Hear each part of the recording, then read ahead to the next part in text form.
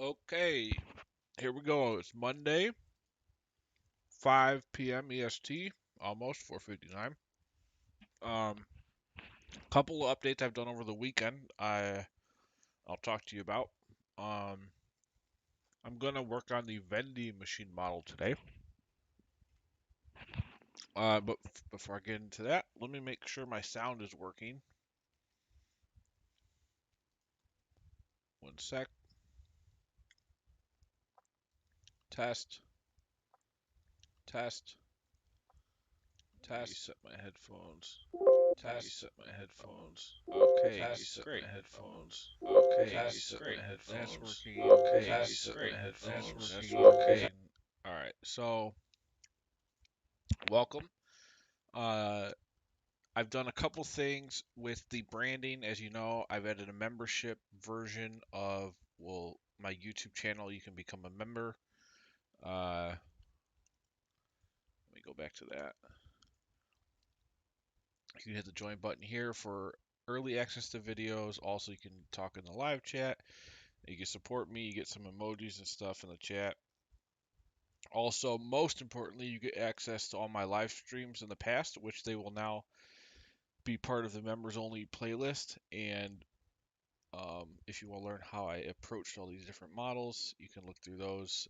It's now part of the paid membership version of the site.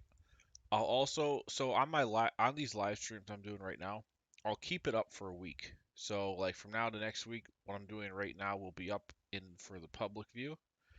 And then I'll put it into the archive for after that time. And this has everything I've done since January 2021. Um, okay. So I've also adjusted some of my stream settings to make it better. It was difficult because I'm not used to working with Streamlabs and all that stuff. So hopefully it's better on your guys' end. Just checking one thing here. How do I see my chat? I guess I could look here on this. Just keep this up.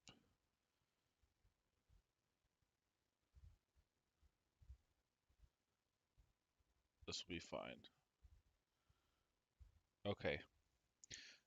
So at the beginning of every stream, as you know, I will pick a winner for the free template, and uh, I basically assign a number to everybody that's ever purchased the template, and you get a chance to win a free one. And you can pick from anyone on my site, from $45 ones to $175 templates. You get one of whatever you want. It's about the sixth week I'm doing this, I think. So I'm gonna roll the random number, and we'll see who wins the free template, and then I'll get started modeling. So let's see, there's 13, 12. Now with this new setup, I got to do it here, but it's basically, so I ran between 1 and 1,312, and whatever number comes up, that is the winner, and I'll send you an email later tonight. 1,096. Let me make a note of that. I'll just put this in Notepad here for now. So the winner was 1,096. I'll make a note of that. You'll get your email. And congratulations. If you want to know what your number is, it will never change. It'll be the same forever. That's assigned to your purchase email. And you just email me, and I'll tell you what the number is so you know what to look for. Okay, so I think that's all the announcements I got out of the way. We're going to keep on building stuff here. So this is a vending machine model. I'm very excited about the logic we got going on here. I always look for new revenue logic to build. And again, my way is not the only way, but I like to think it's the most straightforward, I guess you could say, or most comprehensive. Maybe that's a better word. Um, I try to make it as granular as possible, but as scalable and simple as possible to use for quick analysis, but also detailed um, in a format that you use to figure out the unit economics and potential profit and loss and cash flow of an endeavor like this. So Vending machine ramping is what we're doing here. Last week I did a lot of the revenue, nearly all of it, I think. And basically, I built out this schedule where you can have three different types of vending machines. Um, Based on, or they vary by cost here. And you can put the count that you plan on deploying in each month over time, and it goes up to 60 months. And every time you deploy something, a cost will incur, and that will go up, and that will flow to the cash flow. That will also flow to the depreciation schedule, which I have not done yet, um, but that will exist. And then for each vending machine type, there's a configuration. So type 1, type 2, and type 3. Uh, and for each one, you can define essentially the height, width, depth, and that shows you how many like total slots there are. Total that shows you how many items are when it's full.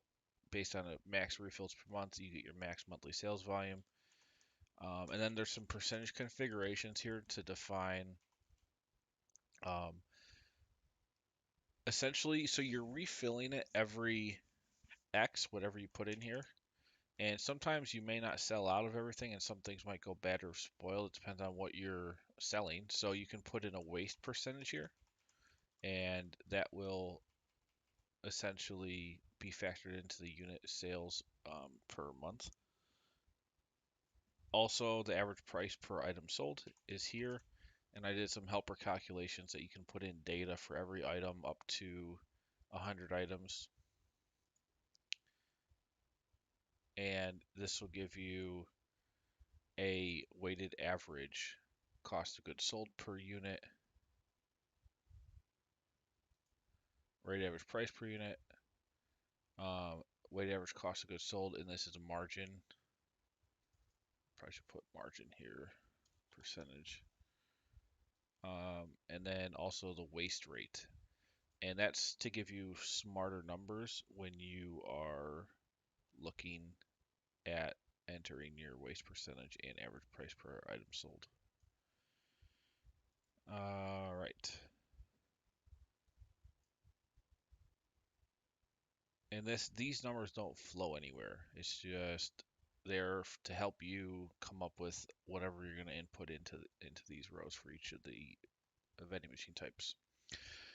So every time you deploy a different type based on the count there, you're going to have some revenue, which you can see here. I've uh, organized things in terms of each type, and we've got deployment per type, the purchase costs going into that, deployment costs, uh, the cumulative count of vending machines per type, and then based on that we can figure out the max sales, the waste, the gross monthly sales, and the dollar value of that. There's also seasonality, which you can define for each of the 12 months. What's the expected percentage of max capacity attained?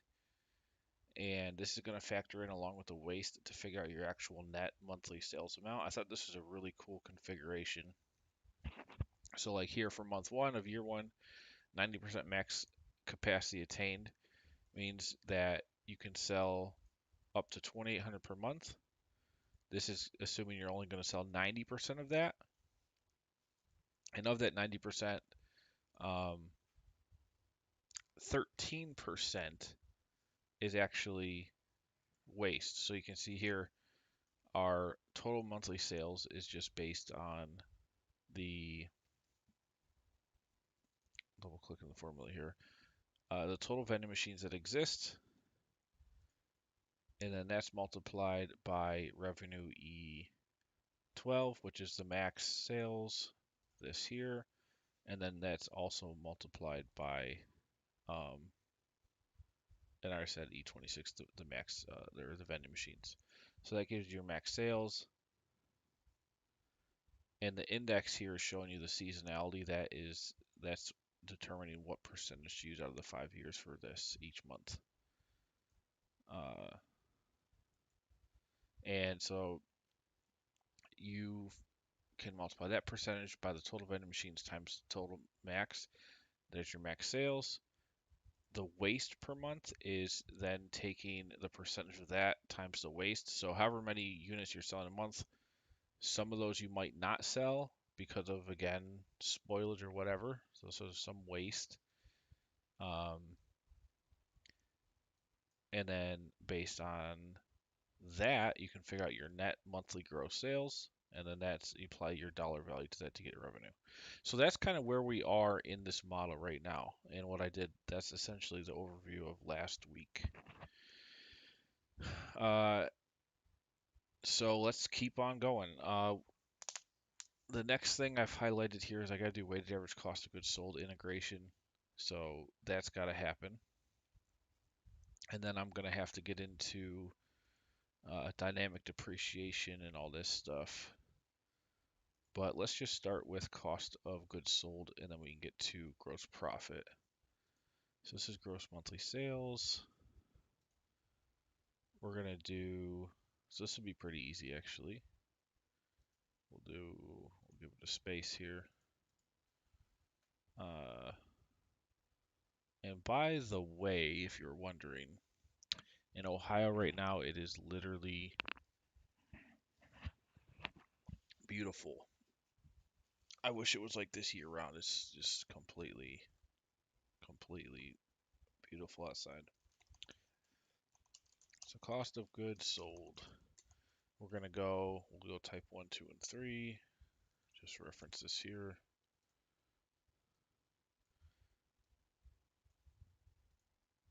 So cost of goods sold is obviously a cost item. And these are, let me think about this for cash flow purposes. So the restocking, I'm just trying to think about how purchases, if we're going to need to do offsets for the month things are purchased versus when they hit the cost of goods sold. Let's think about this. So this is the machine purchases. We're talking about the actual refill. I think we can assume the cost of goods sold actually is purchased in the same month because you're going to have like vendors that are refilling. So you pay them like at the beginning of the month and then they stock everything for you, or you might have some contract with them. But I think it makes sense just to have that on a regular monthly basis, and the revenue can just be used for the timing of that cash out item. Because it's not like because it's not like you're buying inventory for these vending machines here and then just holding it for 3 months because some of it might spoil. There's too many factors to go. Now, if you're selling stuff that is not food, it's a different story, but this is food, so it can be just in time. So what we do is now we're gonna have to we can't take the gross monthly sales because that's after waste, and um, we know we have to buy the stuff even if we don't sell it. We had to buy it. So I'm gonna have to take the total monthly sales here, and actually what we can do is get this number.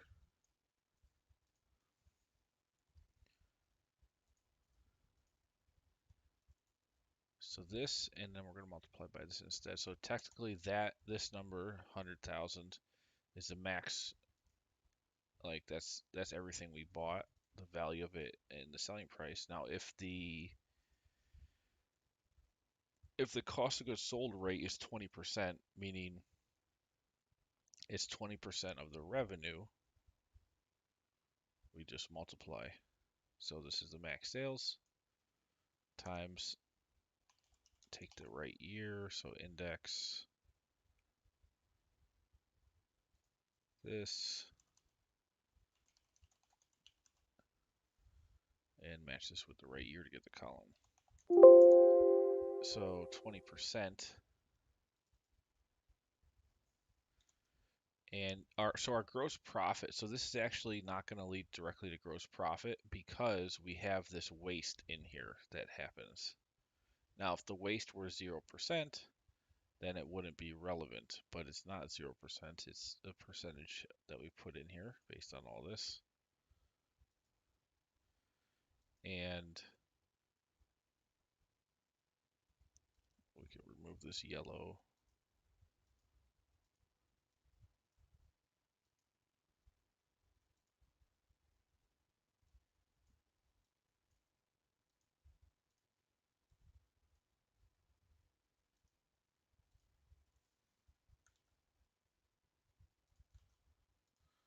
Okay, so we want index 16.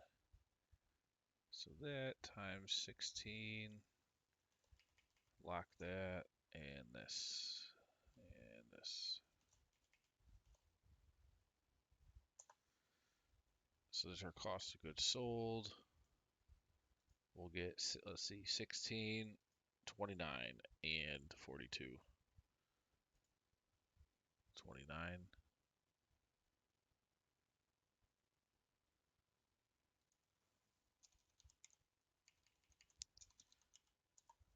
and 42. And you can't forget, we also have to change the first reference. For type 2, that's not referencing 15 anymore, which would have been this. We're referencing this 28 and then 41. So 28,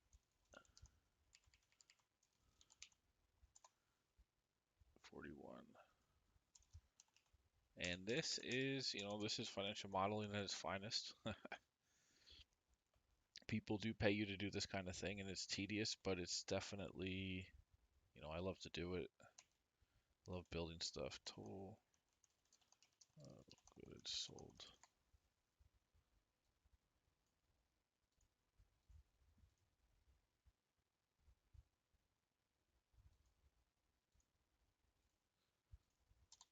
So you're purchasing $216,000 worth of stuff.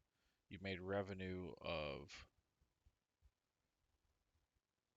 1,031,000.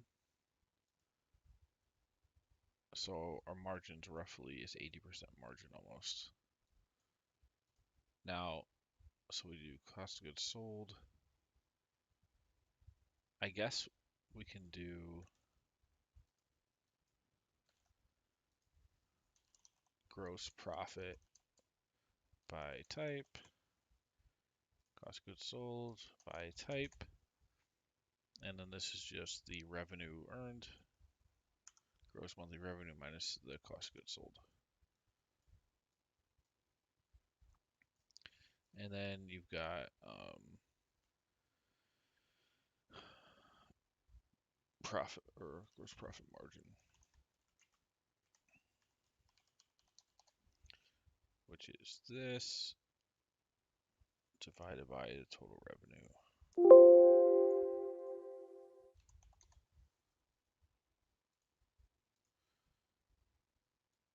Okay.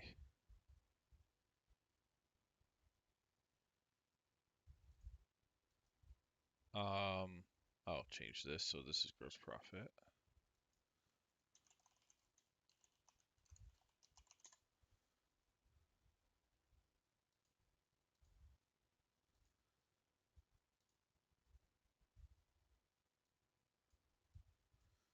Now you can see if I change some of these assumptions, let's say this was also around 10% waste. This had the most volume of things, so it's probably going to affect it. Yeah, now we're down to 78%.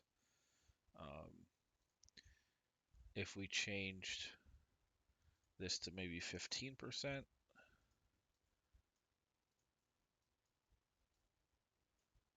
and these are just, I'm doing this to test for my own purposes. You're now going to see something around 80, yeah, a little bit less than 85% margin. Perfect. Okay, so that's working fine. And this, again, you could figure this number out on an aggregate level by looking at the helper calcs.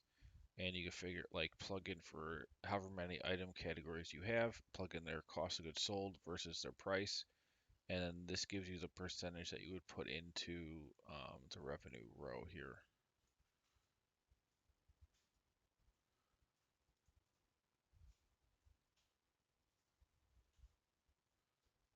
which I think is useful.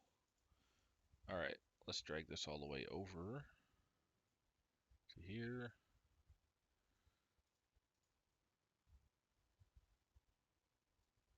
Yeah, so these cost of goods sold items happen in the month that the sales happen. I mean, technically, if you wanted to get fancy about it, we could probably offset it by 1 month.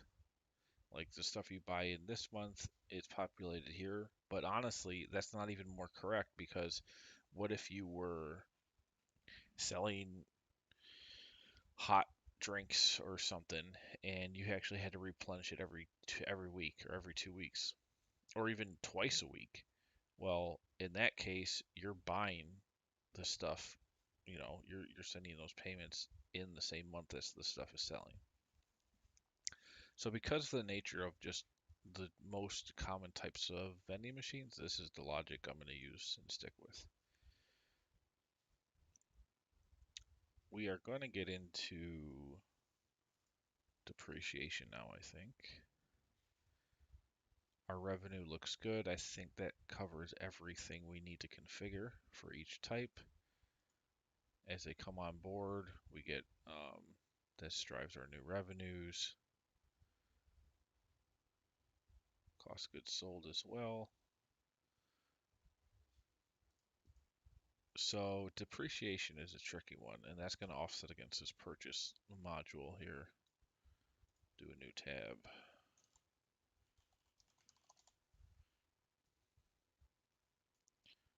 This is going to be white because so we define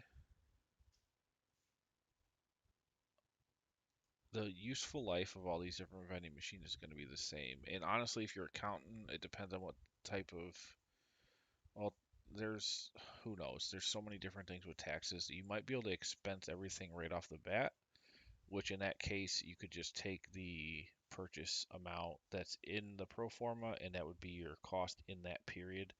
But oftentimes, that's not the case, and you have to depreciate it over time. Now,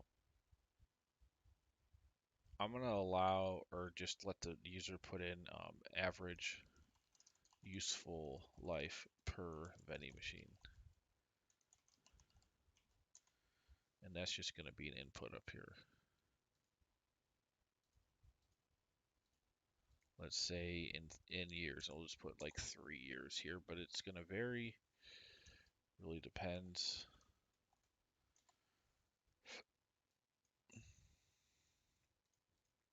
And then we got a matrix we're going to have to do. So thinking of the best way. Probably have to go down in months and over in months as well.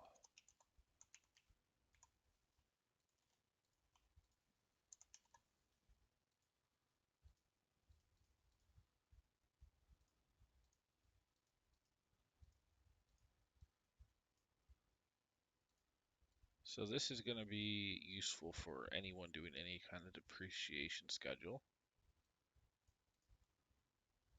which comes up, it depends, comes up here and there. 60, 60. And then we just say some ifs are deployment type 1 if the month that it was deployed. Ooh, and we have month 0. Okay, we're going to have to add that in, but that's fine. If it was bought in a given month, that matches, let's see, do we want the top one? Probably.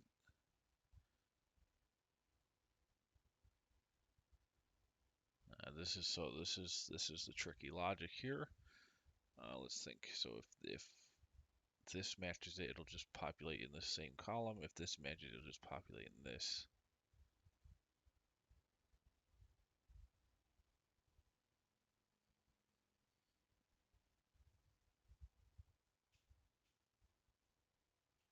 Let's try this. If that's that, and also if deployment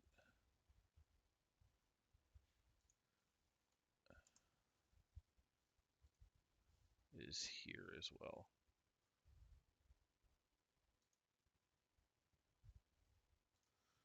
I don't actually know what to see how this works. Sometimes for me, when I build logic, I just kind of got to play with it.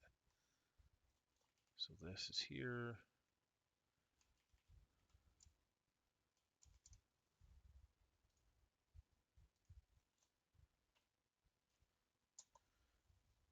And we're actually going to start with 0. All right, so we've got 10, so that's correct. And then when was our other purchase? In month 8, we should have 100.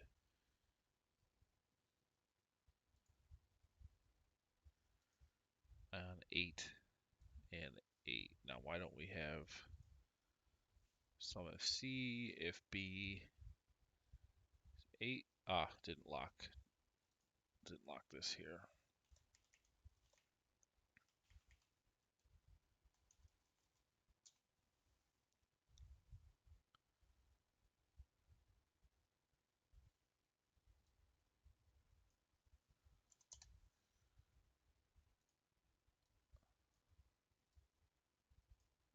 There we go. So 100. So that's what we want.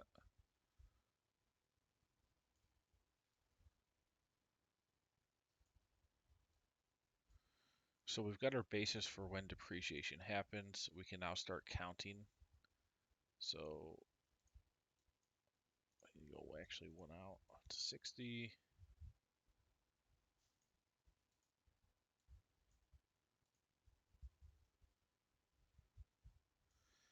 So all we really need is we've got our useful life here, so that's going to be 3 years. 1 divided by this times 12 is the monthly depreciation. So this percent per month is the depreciation expense. This is input by the user. This is per month. Okay, so you're deploying these vending machines. Whenever you do that, you're going to start having some depreciation happen. We've got our schedule here, so now we go, so life of machines, and we're actually going to have to go with we have to duplicate this.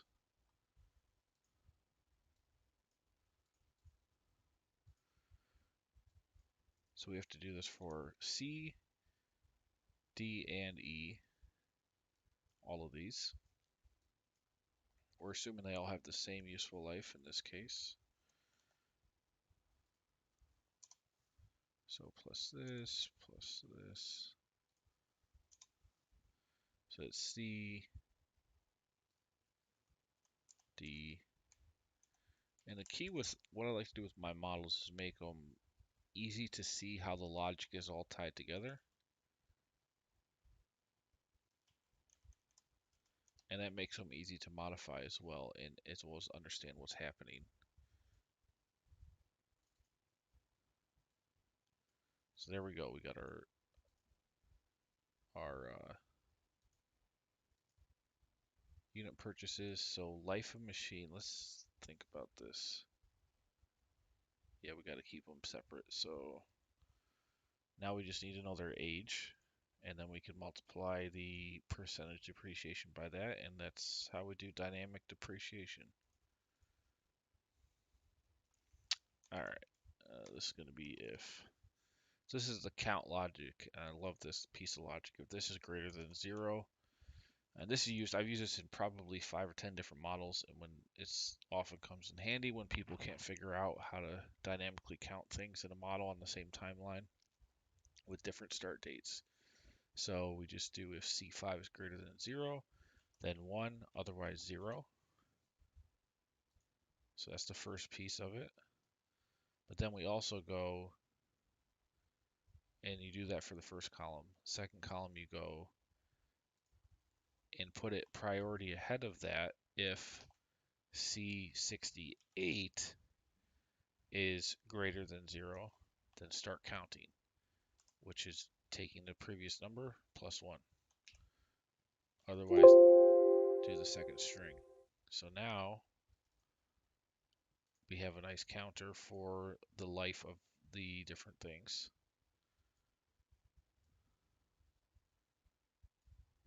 So look at this here. This started in the first month, so it's just 1, 2, 3. But look at the next one. We now know when the next one starts. In month 8 of the model, we have our first month of depreciation here. And since it's straight line, we're not doing any kind of double declining balance or any kind of crazy depreciation. Now we can do our final matrix here.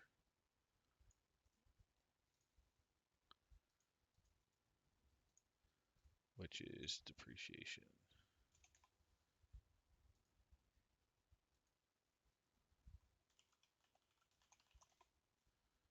And I'll just do if this is greater than 0, then multiply this number times, now watch this, the max of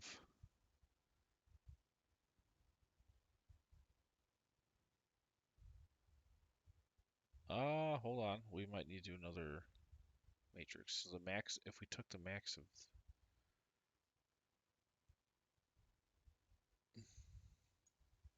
we need to know the cost in each one as well. So 750, useful life. Also, we need to know the end of depreciation, 36 months. In this case, per month, life. So we know when to stop. Okay. Purchase. So what we're doing, actually, we don't care about the count in this case. We want to sum up J, K, and L because that's our cost.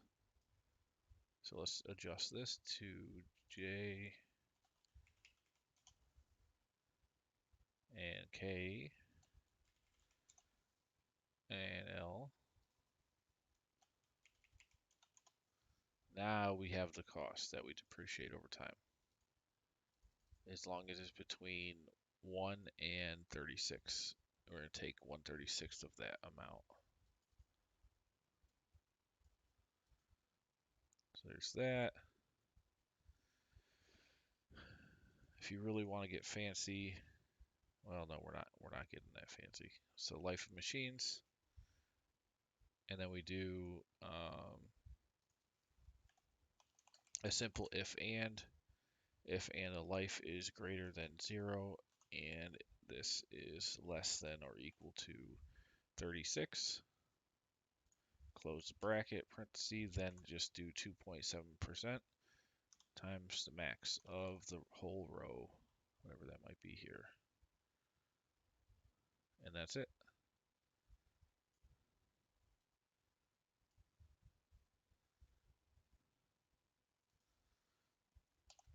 Now, normally I don't do your month 0 purchases, but we have done it here. So we'll have to figure that out when we get to the aggregate cash flow and EBITDA and all that. So this, that's fine. G2 is locked. H2 is locked. And there you have it. So our monthly depreciation expense on each cohort is going to pop up here. Pretty fun logic. Put in if error 0.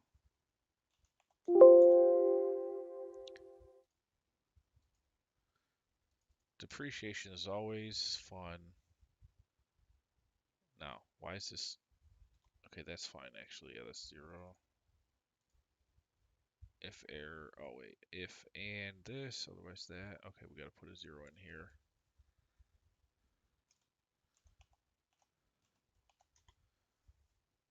No sounds mean I did the syntax right. Drag this over. And now we have dynamic depreciation. So there you go. 1,000 a month for that cohort of purchases, 5,000 for this cohort, which is directly related to the deployment costs here. And if you change these, let's say we did some for type 1 here, 5 average cost. Oh, shoot. Okay. Nope. Nope. Nope. Nope. Nope. Nope. No. We need to do F, G, and H because this is actually the purchase price, and then this is cost of deployment shipping, which is not obviously depreciation. So hold on. We need to do F, G, and H. Whew. This is modeling, and that would eventually be caught if I do a bunch of sanity checks, which you need to be doing with models that are complex and have all kinds of moving parts. F, G, and H is what we need. This is also what happens when you build models over, you know, one time you work on it once a week. You can get tricky there. Okay, get those columns wider. Now we have it. There's that 15,000 I just put in. There's our dynamic depreciation expense, and then to get the actual depreciation expense for the whole period, we just sum up the column, and that'll give us everything in aggregate.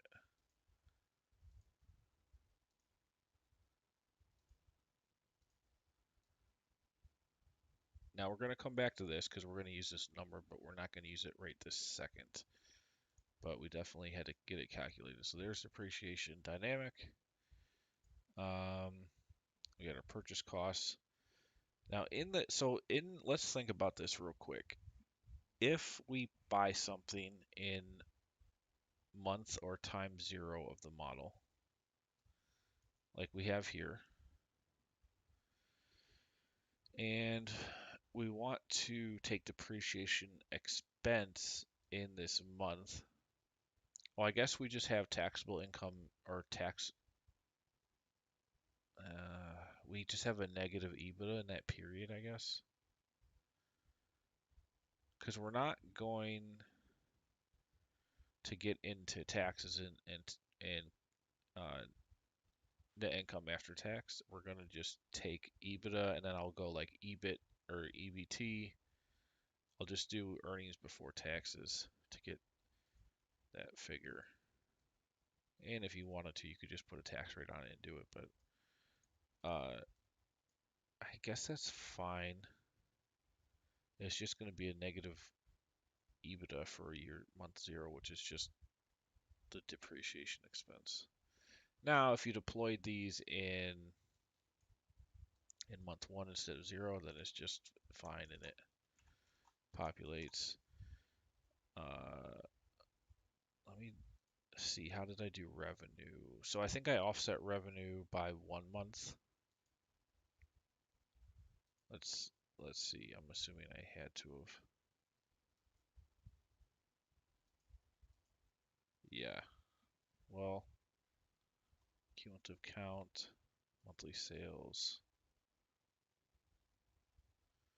Yeah, it just assumes that revenue starts in, if there is a vending machine that exists in month 1, then you'll just have vending machines revenue there. But it's not like, month 0 is just to account for like initial investment costs. And because you're purchasing these here, we have to have times 0.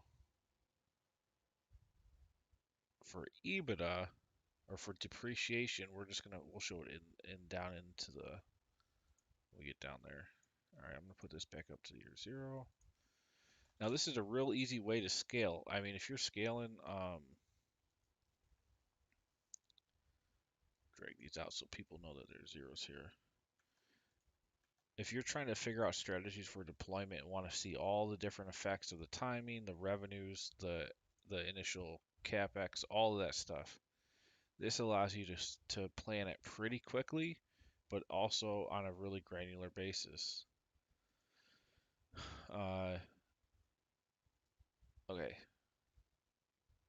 so we change that to FG and H for the purchase total, so that's good. 655 and 3 million. That's 37, which is matches that. That's good. Then we have cost of deployment shipping. So this is if there's any other cost related to the purchase to get them deployed. And that's also going to be an expense, which we have up here. Now this purchase cost is a G&A. So we're going to move this down here once we start formatting the actual pro forma. Delete this. Oh wait, did I just drag down their purchase cost? And deployment cost also go down there. Now deployment cost is another thing that's going to hit EBITDA. Purchase cost is not, because we're just, like I said, we're doing depreciation. So this is actually going to go under other cash flow items down at the bottom of the thing. It's going to be way down here. However, this is definitely a G&A that happens in a period of cash going out. All right, we've got to gross profit. We now do operating expenses. Now, operating expenses, I haven't even started on, so we're going to have to do that, but we'll put these right up at the top.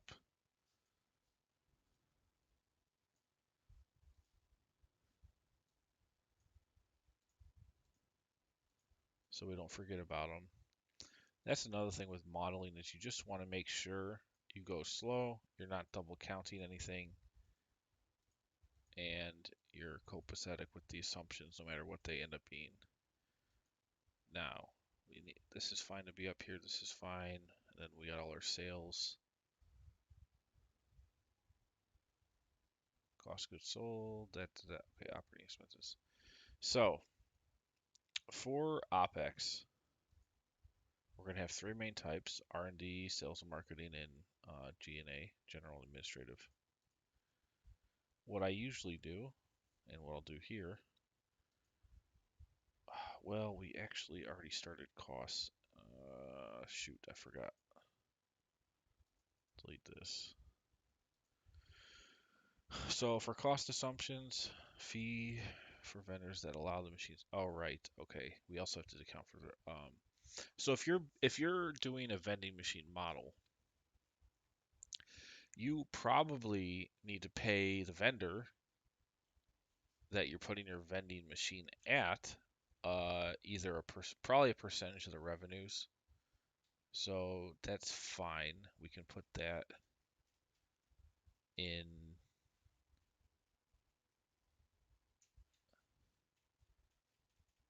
just a regular percentage of revenue. Yeah, percentage of revenue. So that'll be like a regular schedule that I already have. The refill cost is, let's see, did we calculate refills yet? There's account, deployment. No. So I have to do number of refills somewhere. I'm going to just do it down here.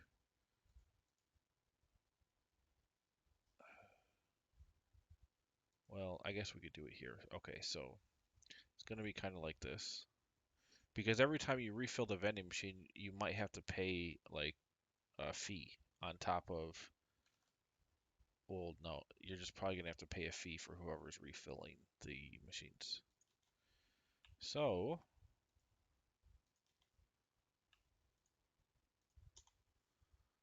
how do we figure that out? It's going to be the number of times per month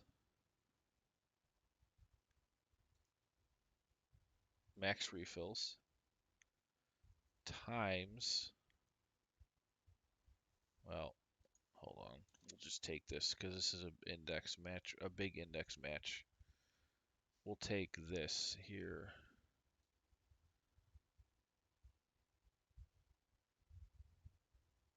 This whole big thing. This is giving you the percentage of seasonality percentage. So that 90% is how many, that's what we're basing our, essentially, we're applying that to this figure. So to figure out how many refills happen, we can apply that same percentage to the max refills per month. So if 90%, um, we can reach 90% of the max sales in that month based on whatever the max sales are, we could just say, okay, well, then we had 90% refills. And it doesn't have to be a whole number. Obviously, you can't do like 3.8 refills, but it's going to be, with modeling, it's a probabilistic average of what might happen, and you just apply that percentage to value, and then the dollar amount is the actual correct forecasting figure. So 90% times this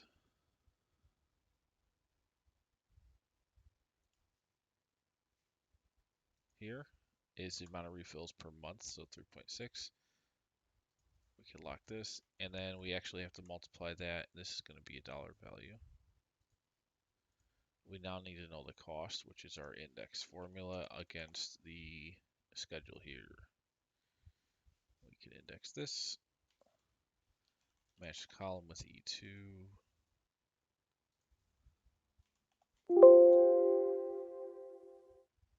and there you go, $900. So about 3 refills a month for, oh, and before I forget, we need to multiply that by the number of vending machines that exist. So you're doing it for 10 vending machines.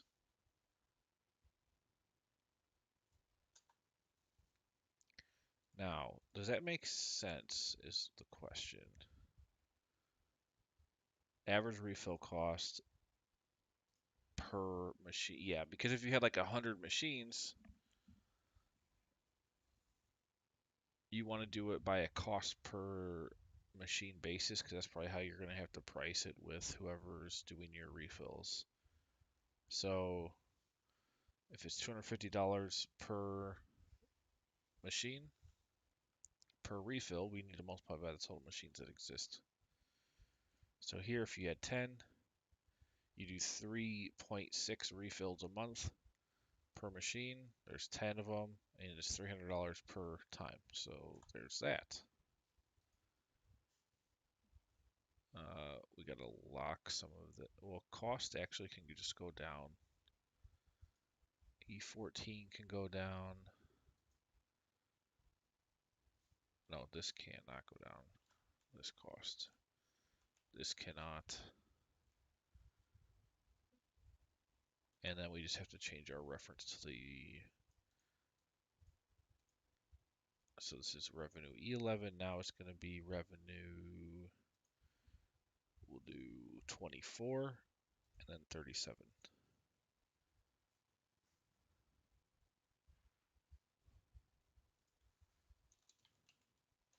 What I think would be cool is also if we do something where you can see the gross margin per vending machine type, because based on all the different things you might want to see, well, what's the average? I guess, let's see, do we have gross profit by type? Yeah, so we see gross profit by type. That's a good one.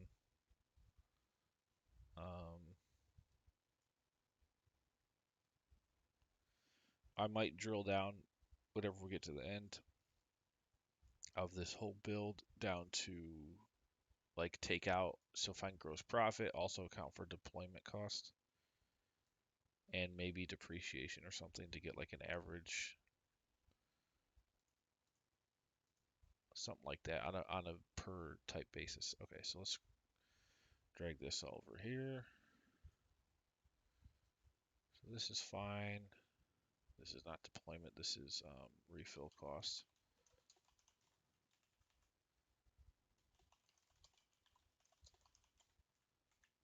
This is total deployment.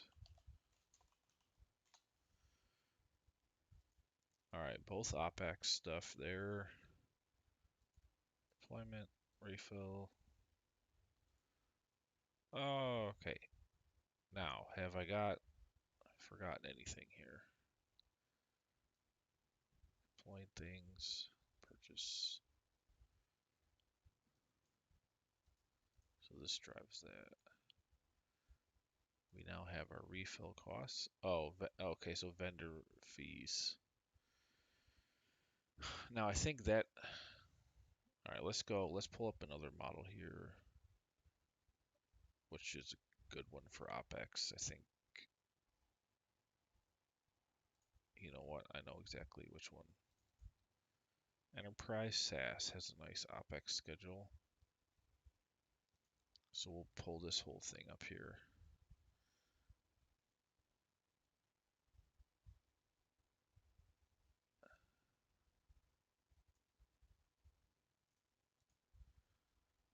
So we have some of this. We don't need the year.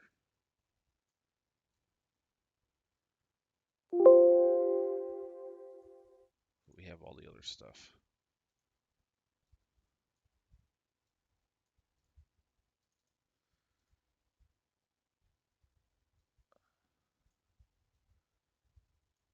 We'll just bring this up here.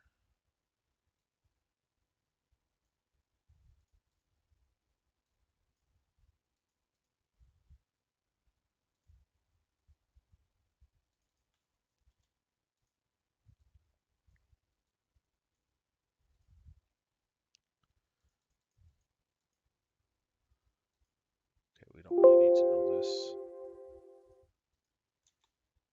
Don't freeze. Don't freeze on me. No, no, no, no, no, no, no, no.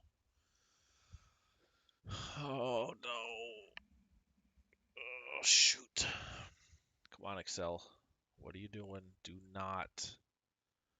I don't know when the last time I saved was.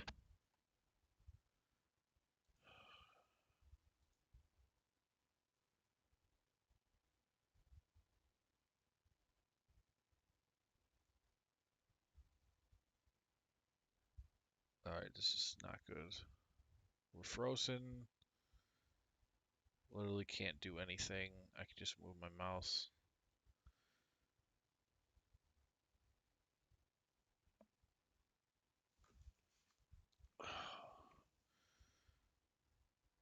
What? I might be offline? Are you kidding me?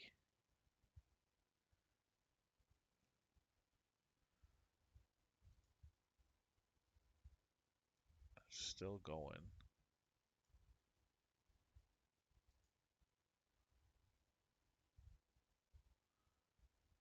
Oh,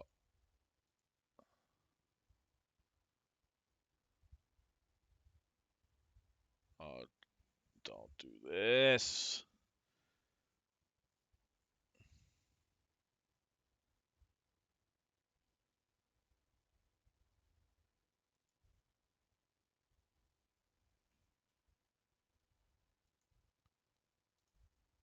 Like, I bring one other Excel sheet up and the whole thing. This is a freaking $4,000 computer.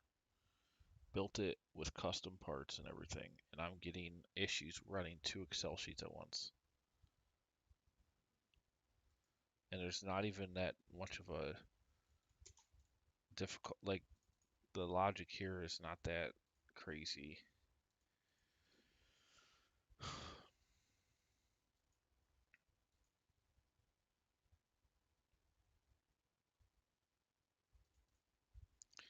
Well, this might be a good time to get. I need to check my. Oh, I don't think I can do that from here, actually. I need a better way to view my chat in case I get people in there talking. Oh, oh. All right, save. Thank you. Get rid of this. Okay. Oh, that was potentially horrible.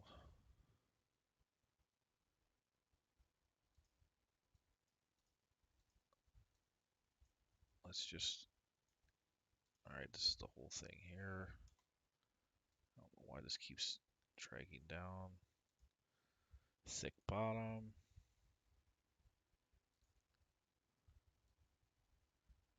This should be the title of this whole thing.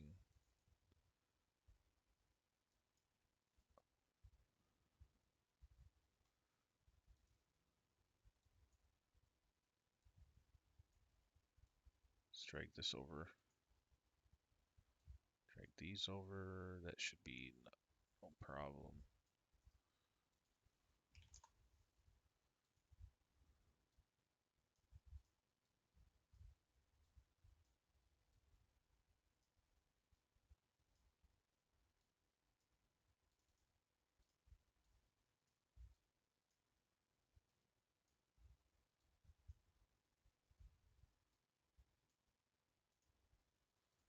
Ooh, let's update these drop-down validation lists.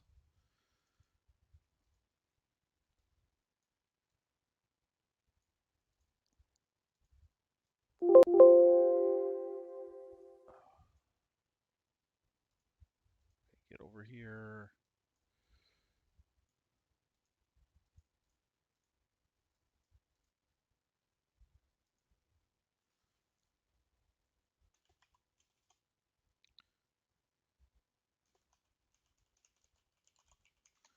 Just label this whole thing cost schedules. Make this bigger. What size are we doing here? 14. Okay, that's fine.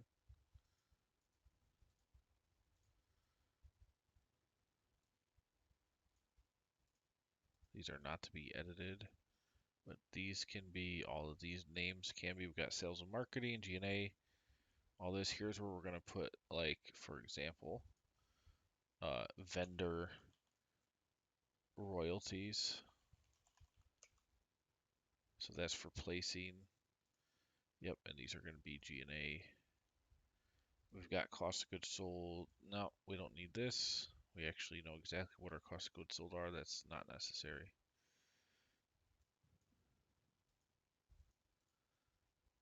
Okay, this looks good. This can come up a bit. Oh, come on.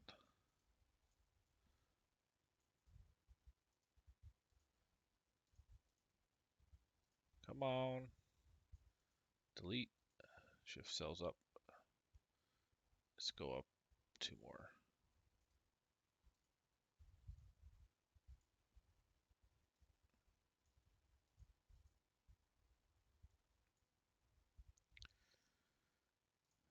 We're gonna bring this over here.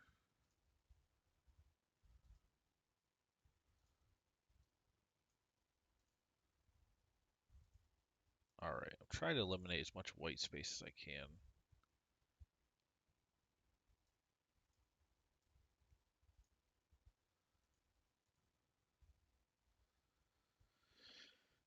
This looks good. This probably delete one of these spaces. Now let's make sure our costs are still okay. No, they didn't. We lost something here.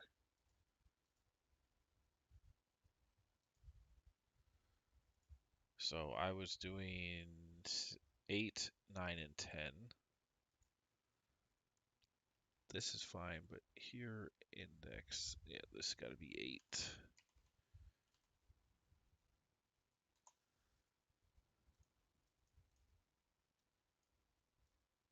Now let's make sure this is correct. So total machines.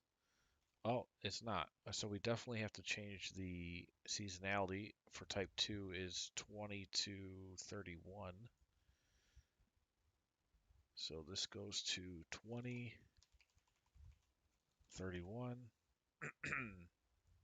and then so 20, 31, 20, 31, 20. Now did I? No, 19. We need to know the year number.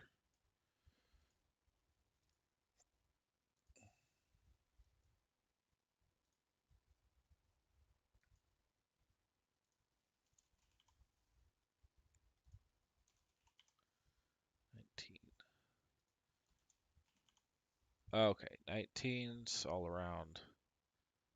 Cost goes down, scales down. 15, that scales. Oh no, what did I miss? Ah, here, 19 to 19.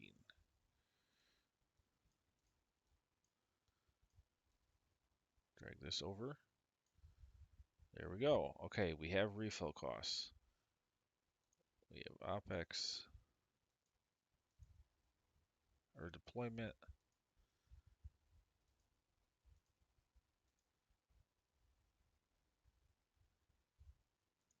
E2, just checking.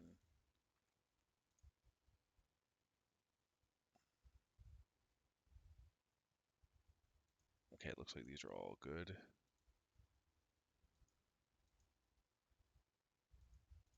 Yep. Sometimes you just gotta manually sanity check the whole thing, make sure everything's flowing right.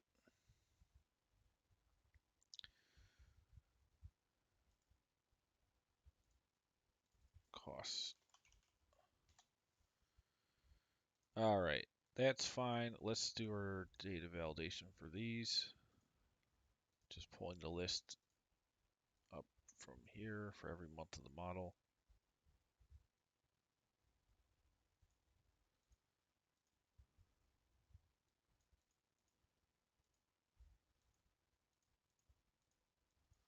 I just like to stagger these just to make sure they're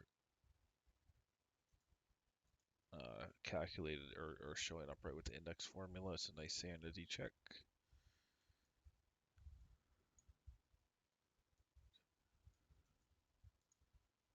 For here. I think I also forgot to name the stream. It's just my name and the brand.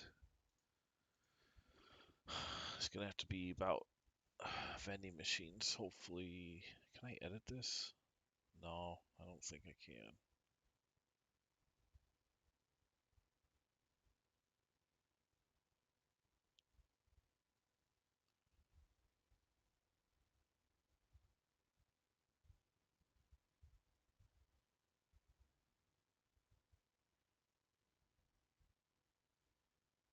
Don't think I can.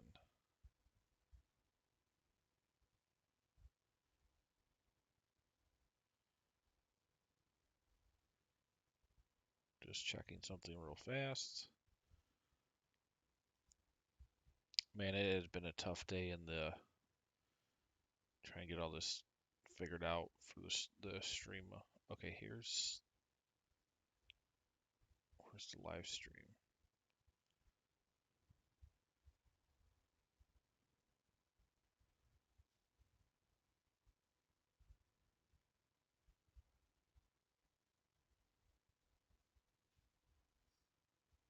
Oh, actually, hold on. This is fine.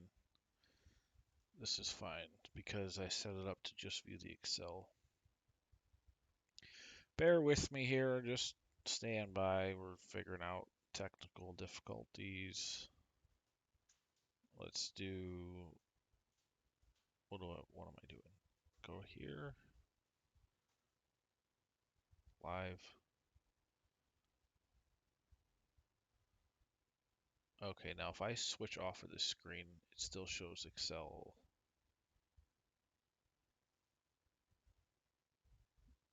Test. Test? Okay, perfect. All right, let me see if I can update this here.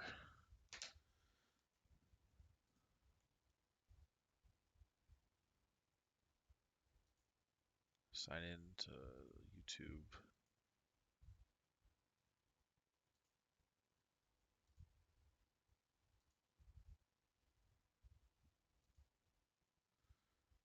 I just want to change the title. Studio.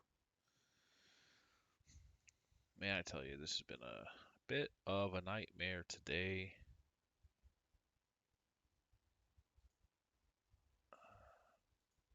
This might go live, so this should already be okay. Good. It's already showing.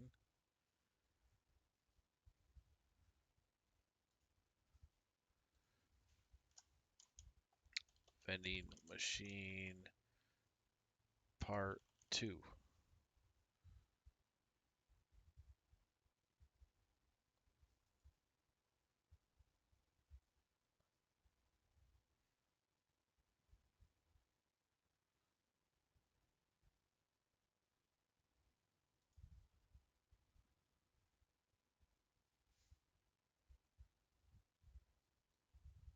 We'll do live modeling. Actually, save this.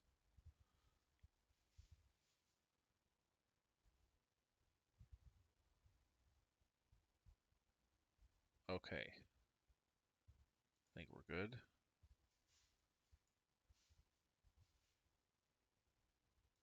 Okay, sorry about that. Let me double check, see on my end if it looks good. Ah, yes. Vending machine part 2. Great.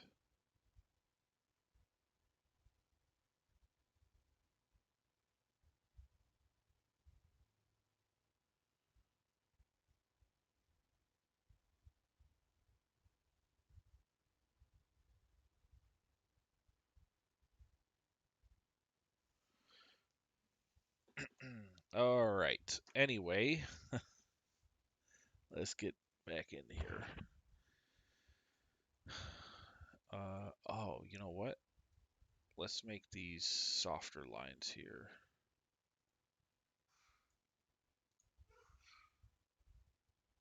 Line style, like doing these.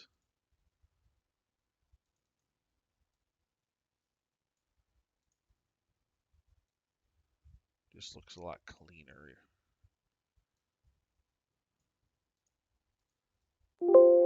Oh my goodness. Delete. Up. Yeah, it looks better.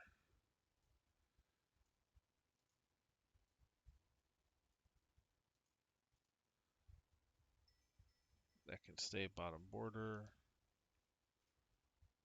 That's fine. That's fine. All right. So, cost schedule is pretty. We've done all of our variable revenues, variable costs, except for the obviously this variable cost, which we're going to do in a second.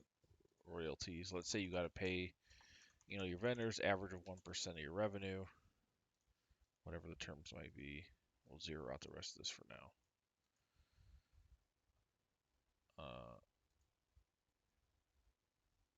So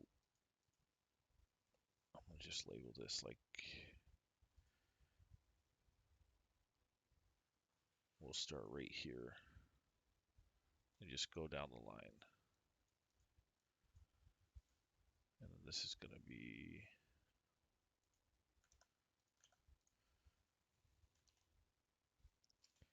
sales and marketing.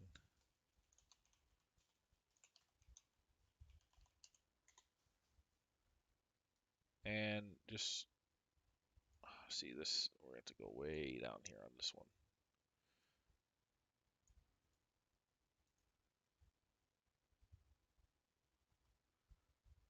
That should be, who knows, it might be enough, might not, I don't know. All right, down to R&D. And then other. Now, before I actually make spaces and do total subtotals, I'm going to just do a whole index formula on all of them so I can just drag it down one time. It's more efficient. So we want to just pull this row. If the year matches the year up here,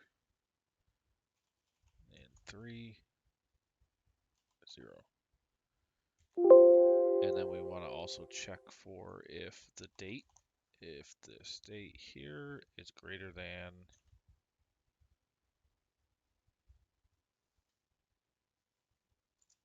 or less than the start month, then 0 out. Otherwise, pull the cost.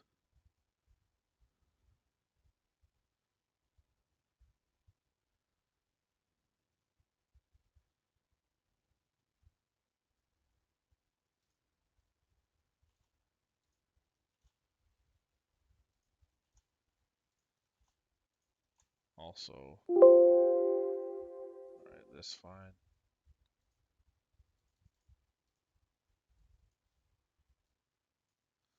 Also, this is OPEX, operating expenses, monthly by year.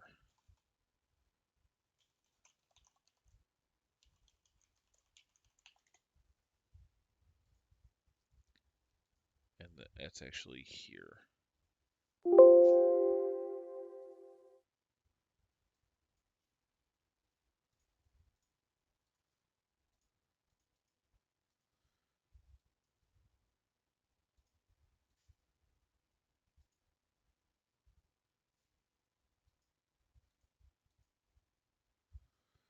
Oh, so half this is area Calibri.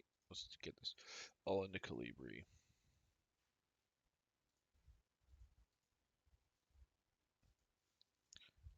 This is all Calibri. Okay, good. I want to be consistent with the formatting of the text.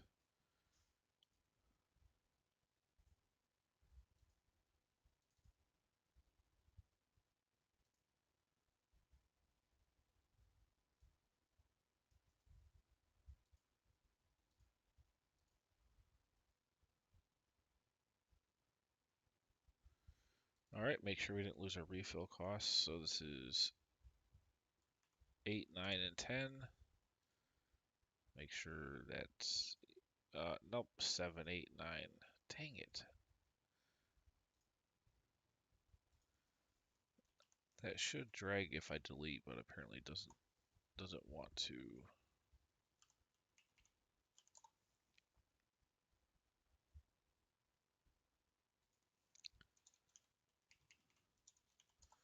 I think it'll work if I delete rows, but not if I insert.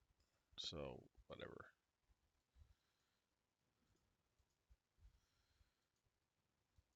Now we've got all our OPEX. Drag this down and over. And there, that's as simple as that. Clear this. Clear all our totals. We don't need that.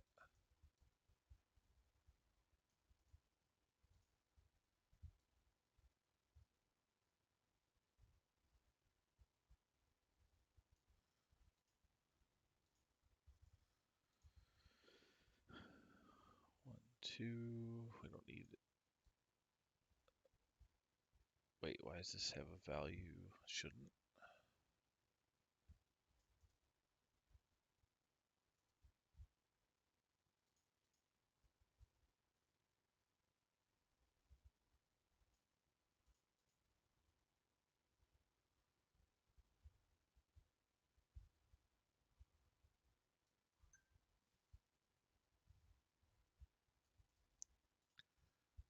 Copy.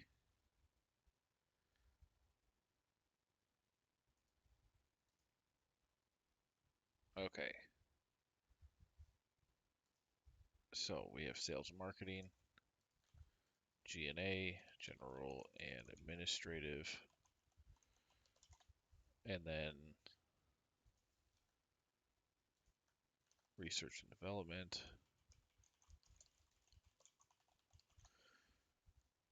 Now remember, we also have, so these refill costs are here. We also have those variable costs. These, which are going to be 117 and 18 and yeah, down here.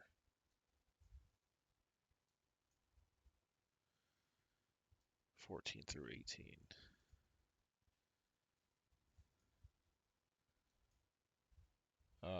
Somehow I'm offset now. Hold on. Before we change anything,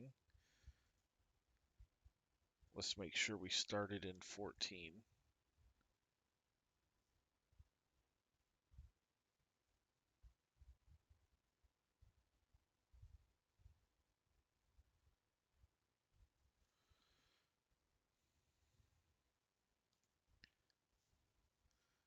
So we started, yeah, because when I inserted that row up, it just messed all the formatting. So we got to start in 13, row 13 for this.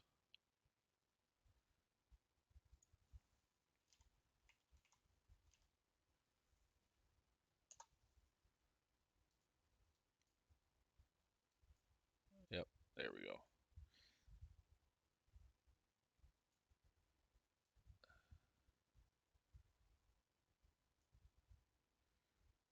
And actually, we can copy and paste that whole thing.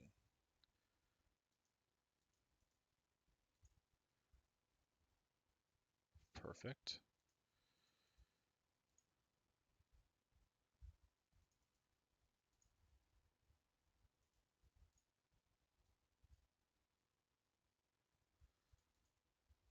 And then this is multiplied by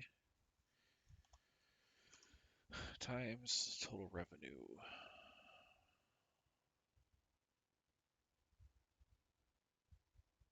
which is this.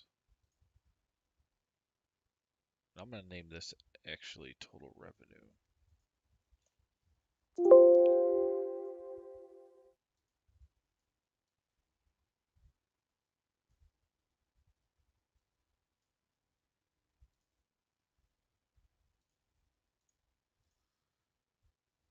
So it's clear. So we've got total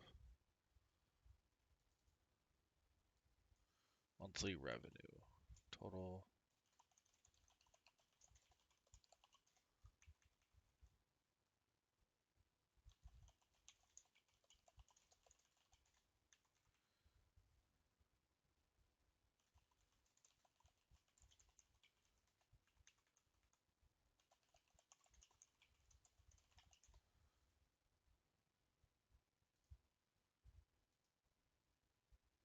So max monthly sales, actual monthly sales, monthly revenue. Yep, that's better. And this could be a top and double bottom border.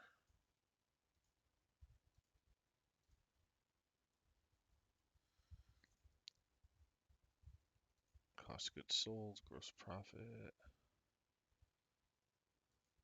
Then we've got our OPEX in here, which we got this. Refill costs. And then our OPEX, which we're checking now. So this is looks good. 27.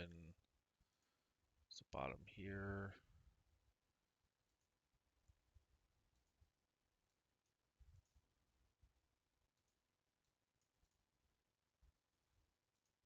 Oh my goodness. These are all offset too now. Son of a gun.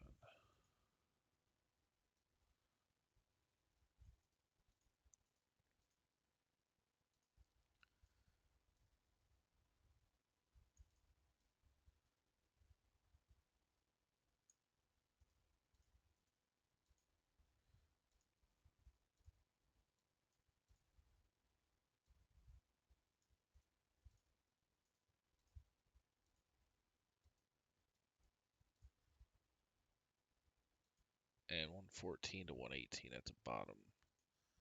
14, 15. Looks good. And let's make sure these are also dragging.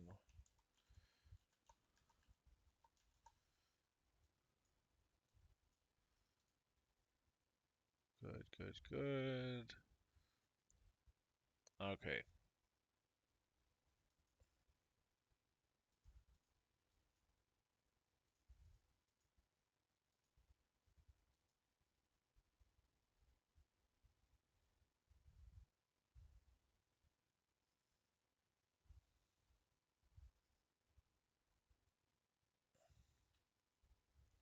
June, July, those must have had same.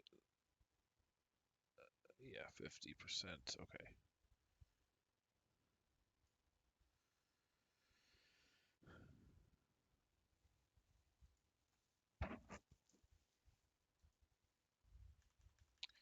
Very, very important to just make sure all these things are referencing the right things.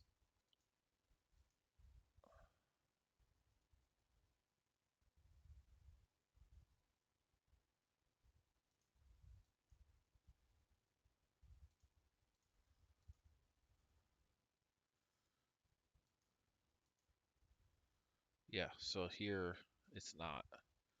I must have drug it down, so good thing I caught this. Okay, so refill costs. See, this is all 19 to 31. Those have got to be updated. Uh, and revenue E11. What is? Oh, that's yep. That's got to be updated too. I had an inkling there was something going on here that I forgot because I think I updated something over here, drug it down and over, and forgot to then re-update the seasonality. So 19 to 31. I remember I did this once, but I overrid it. That should just be this one is 19 to 31. 1931. 19. And then revenue refill cost. So that is type 2. So type 2 max refills should be 24. Row 24. Revenue 24.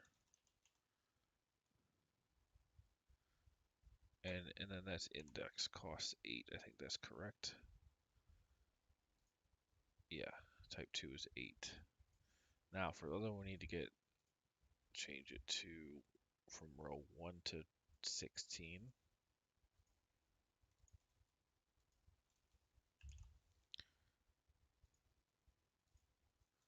16.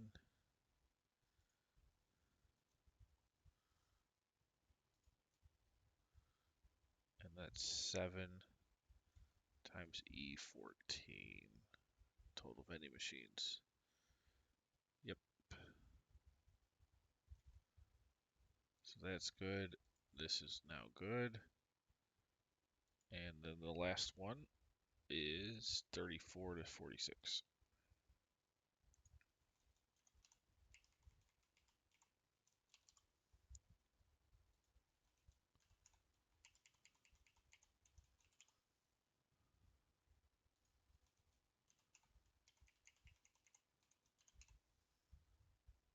And we're indexing and are multiplying that by type 3 refills E37.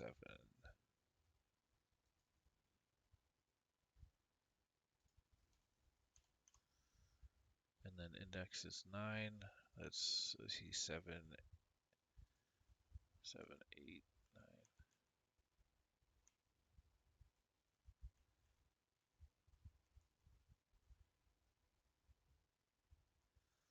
Okay. Now it looks good. And these numbers won't change. Well, yeah, some of them are good. I guess it depends on if these percentages are different and the refill counts.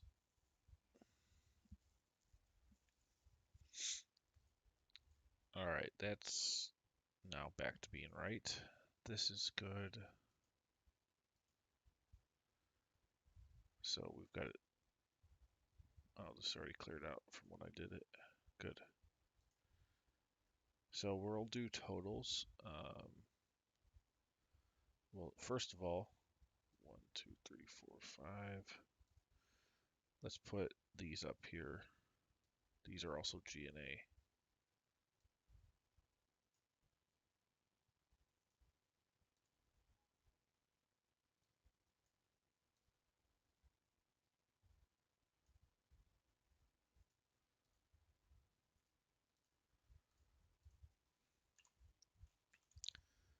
Total, general, and administrative.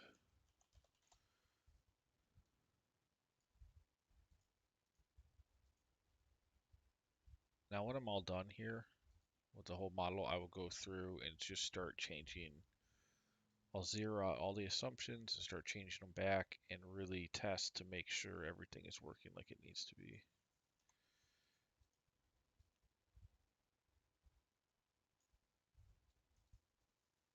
Expense.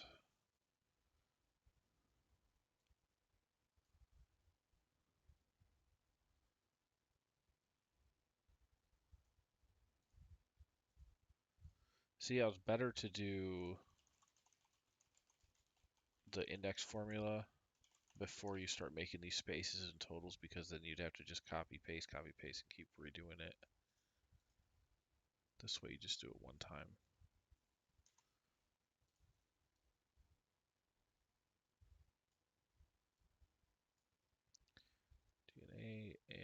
the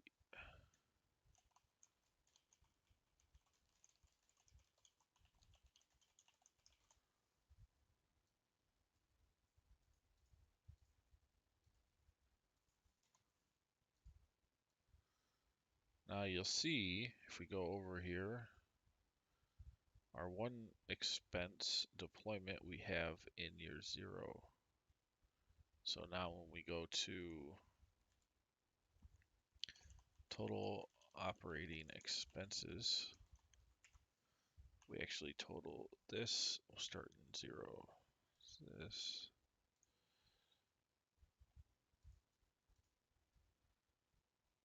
And then nothing else really. Sales.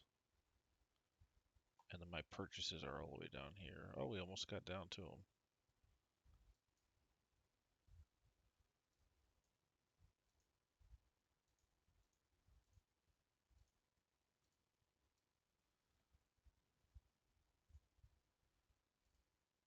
There's total OPEX. So that's what it takes to keep the lights on with the business, whatever that might be. It's probably different for everybody.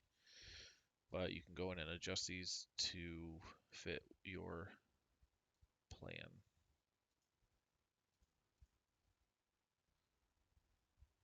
We also have this.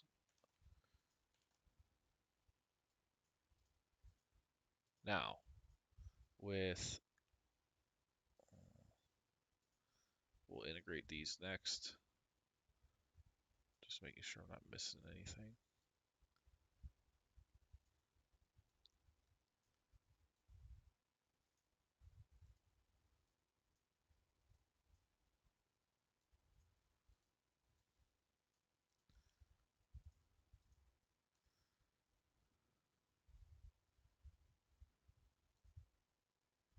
This is a variable based on the refills, but we'll keep it. I think this is the right spot for it. So average cost per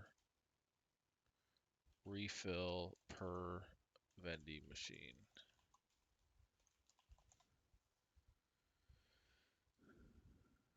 So you multiply that by the total vending machines that exist times the refills per month. And that's the number. And you got to take into account this percentage when multiplying by the refills to get the actual amount, because this is the max capacity, and then this is saying of that max capacity how much is actually reached on average, which means less refills. It has nothing to do with the waste. The waste is just a percentage of the number after accounting for seasonality or capacity against this number.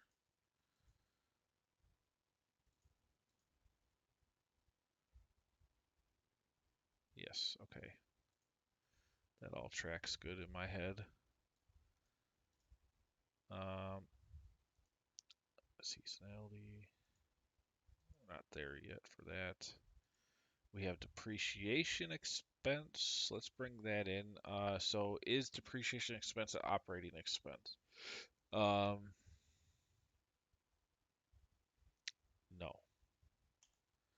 No, it is not. We're going to do EBITDA now. And EBITDA is just earnings before interest, tax, depreciation, and amortization, which is going to be our total revenue minus our cost of goods sold. So it's to start with the gross profit minus our total OPEX. And that is what that is. Very important here that you make sure everything is counted correctly and not double counted or missed. Let's do a thick bottom on this.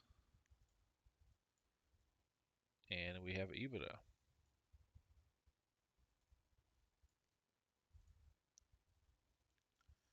Let's make this lighter.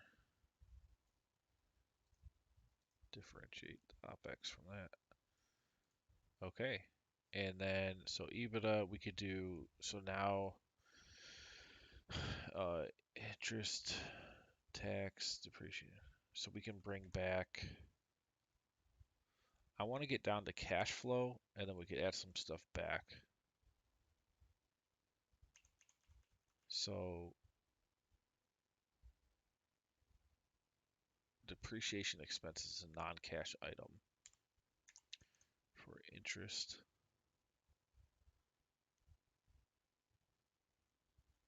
I'm trying to think of the best format here.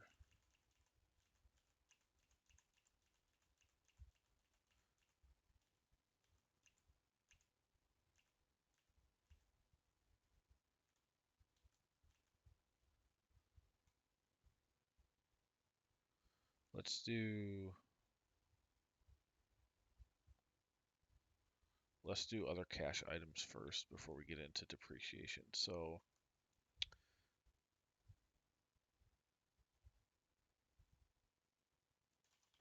debt service, principal, interest, total debt service. This will be if you're going to start a loan or get a loan out to start the business at all for any of the startup costs. And let's save this before we go back into here. All right, I'll just get it. I have a regular amortization schedule I usually integrate into all these.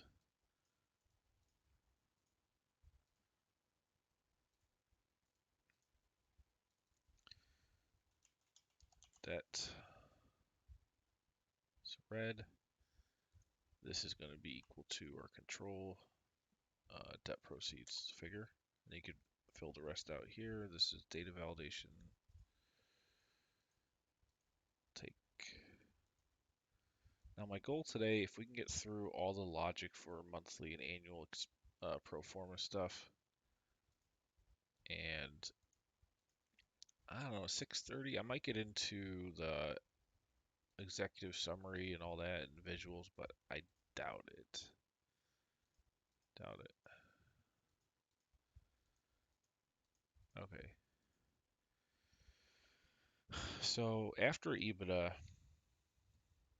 we have to show all these other items, and then we can kind of do summaries if we want to do specific ones. So that service will also do funding proceeds and balance.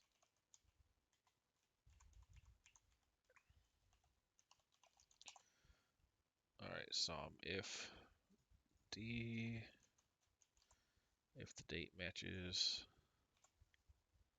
and then interest is in C.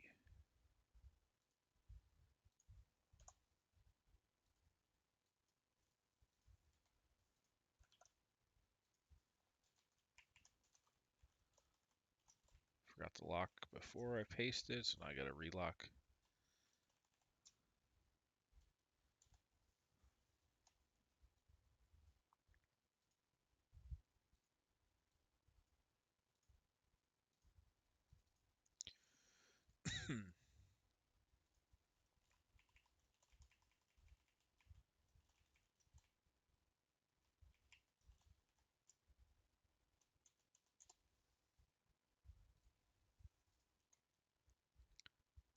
So here's total debt service. We did separate out principal and interest. If we're really going to get down to taxable income, we'll need to know that difference. Funding proceeds, so this is simple one. If the month before equals the start month of this, then take the proceeds, otherwise zero.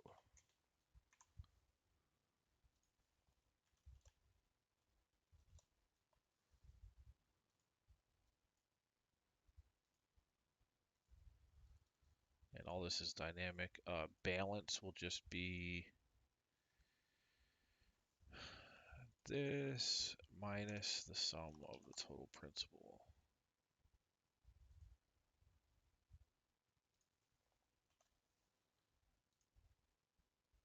Lock one of the columns so it keeps going.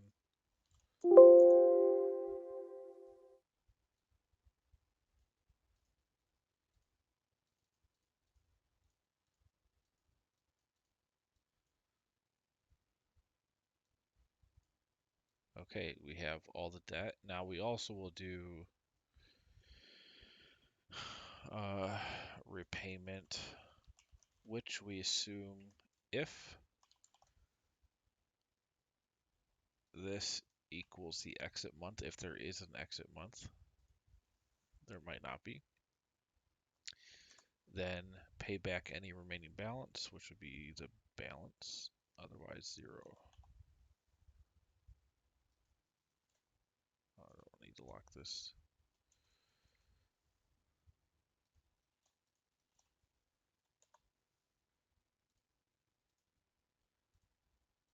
And while we're at it, let's just put in our validation for this.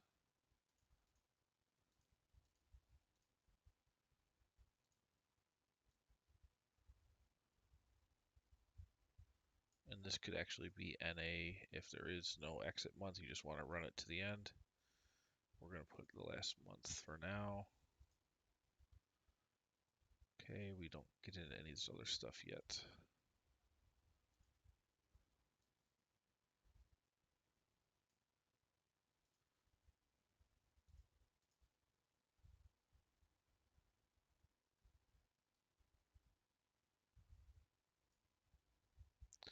And also for this, we can say if the date is greater than exit month, then 0. And that's something we'll have to do to all the rows.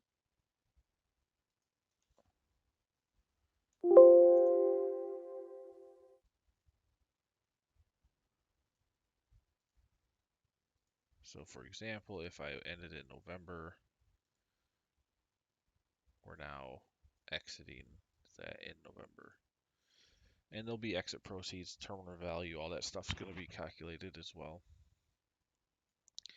So debt service, what else do we need? CapEx.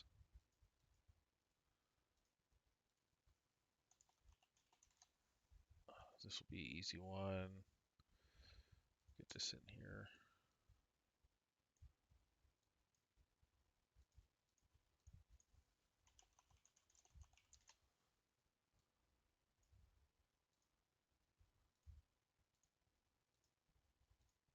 It's probably a less common item, but it's just here in case you need to account for one-time future expenses of some sort.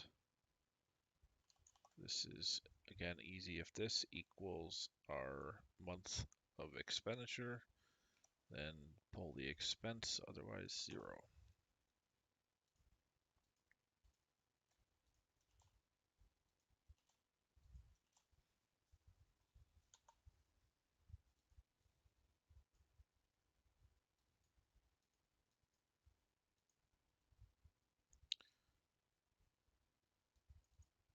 What? If E4, oh, whoops, cost 8.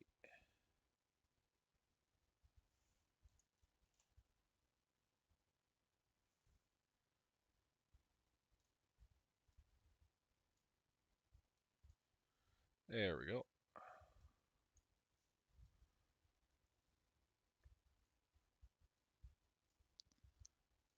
Lock, or actually we can group these. So you can hide those, just show the subtotals if you want. Same with all of these. Group, group.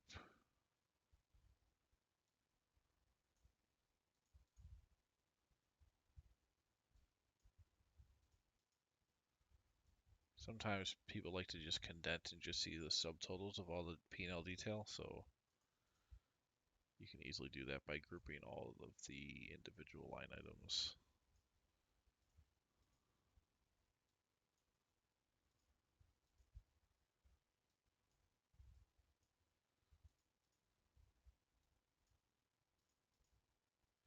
It actually took Google Sheets a while to integrate grouping. It was kind of crazy how long it took, but they finally did it.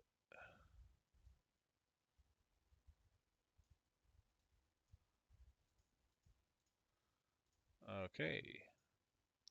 Now we can almost see it all in one scroll. Pretty good. Also a good way to check. So operating, this spelling error, research and development, general.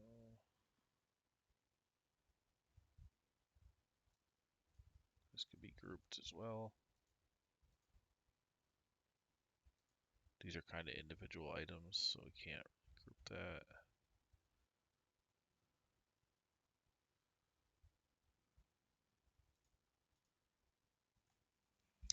Now, technically,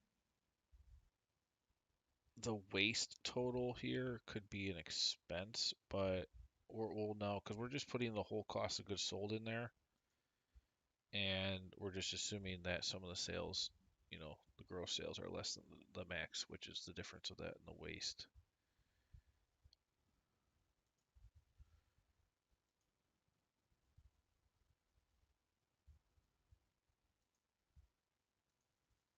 Make sure these can't be drug down either. These are all separate. Make sure, yep. 116, 19, 34, 46.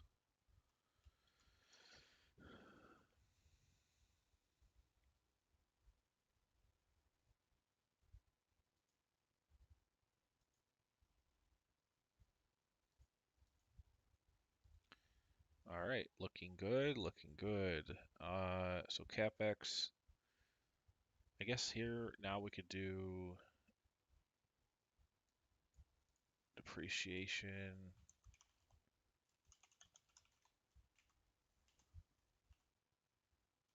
which actually can fall into month 0.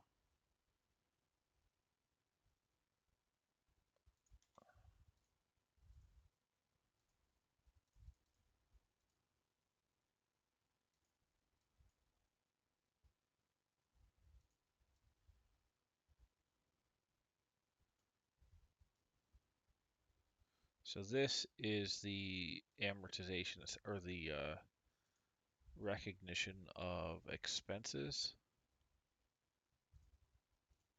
from these purchases.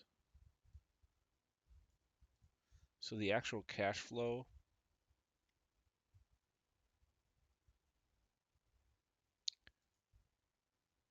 will ignore this and just subtract this. And the depreciation expense is only going to be relevant to figure out taxable income. All right, so debt service, capex, depreciation. We're going to have to do exit value.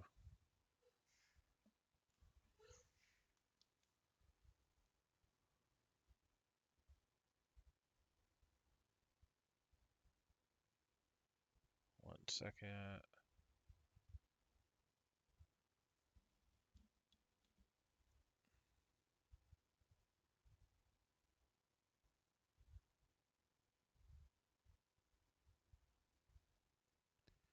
Just gathering my thoughts here.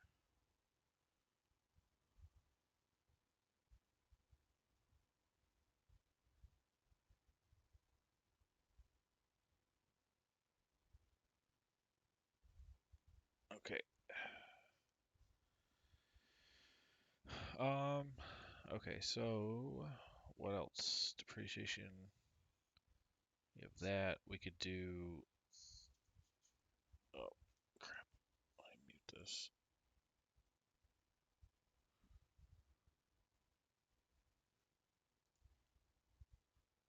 Seasonality, revenue.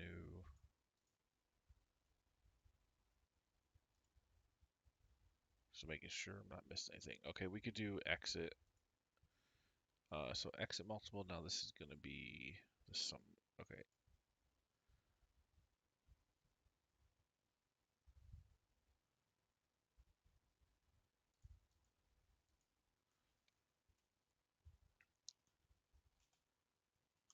Exit value.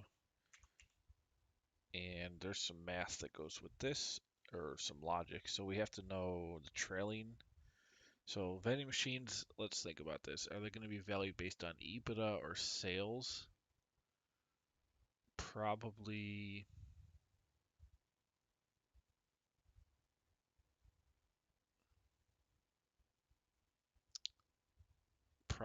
sales if I had to guess.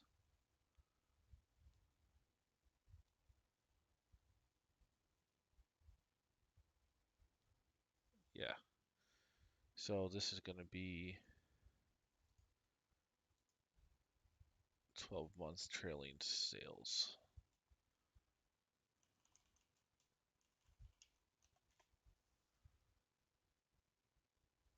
All right, we'll go back in here to our handy dandy enterprise SaaS model. I think I have got the logic in there for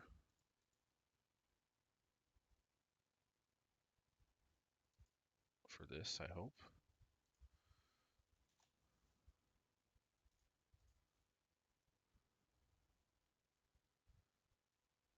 Oh, yep, here it is. That's all I need. 270, 271.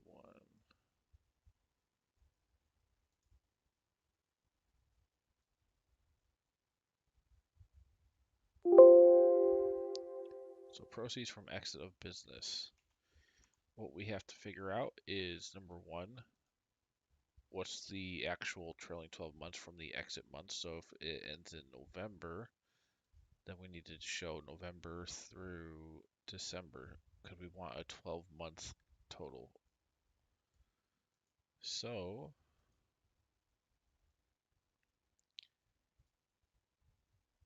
erase the reference to the other workbook.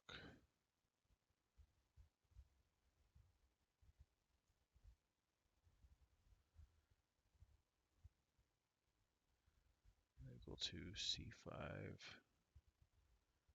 So essentially we're just, oh, what happened? Man, that's loud. If and the date here is greater than E date C5, let's make sure C5 is the date of exit. It is. Okay.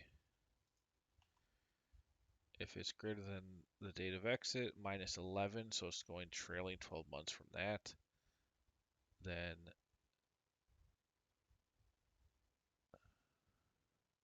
and it's less than, if it's greater than that number, less than or equal to this, so that's essentially setting your 12-month period, then do a 1, otherwise 0.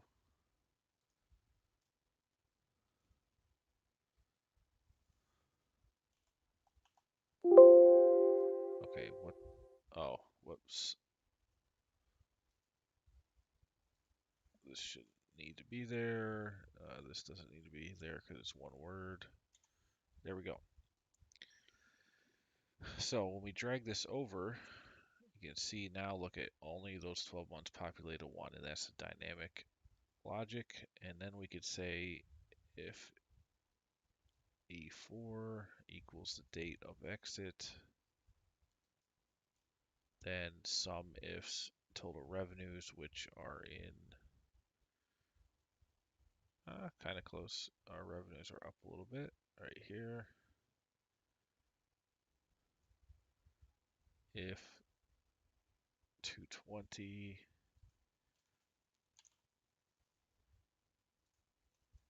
is a 1.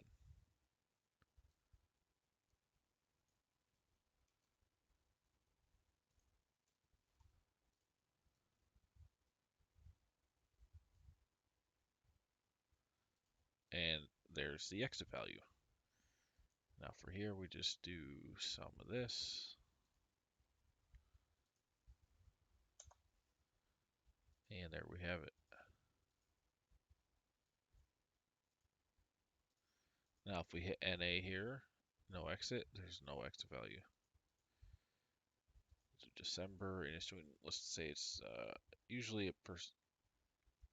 percentage of revenue is actually pretty low. Let's say 1.1x, 147 million. So there's another cash item.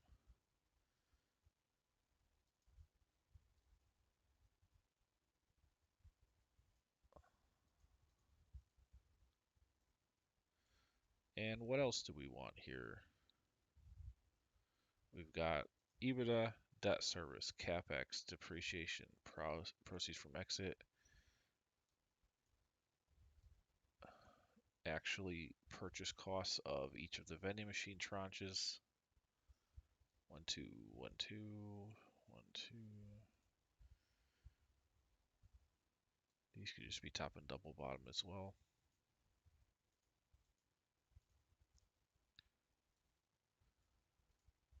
I guess we could do earnings before taxes and then cash flow. So let's go here. Earnings before tax, EBT. That's going to be a bold for sure. And since we are doing, period zero costs, like,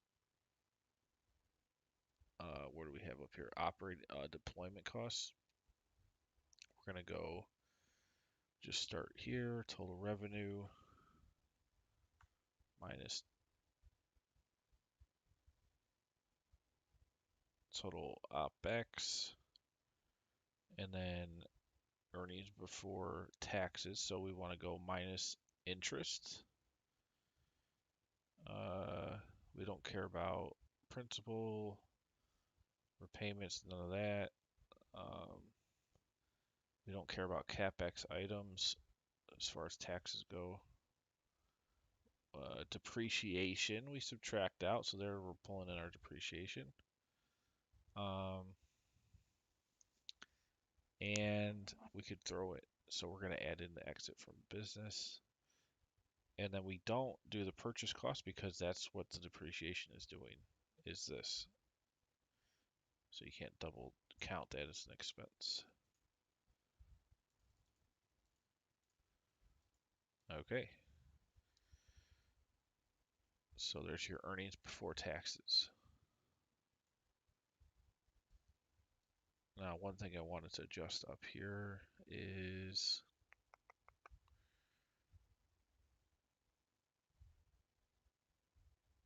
total revenue. I just wanted to say total revenue and total sales. We know it's monthly because it's monthly periods. Deployed.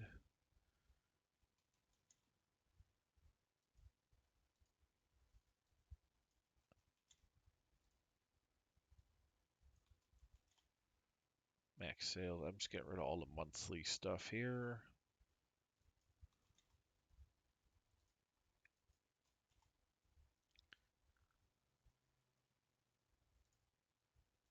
Revenue by type.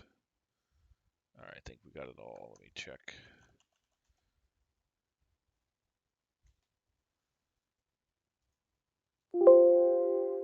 Okay, we're good. I also want to check because I did paste in some from my other workbook on the enterprise SaaS. Let's check for any XLS.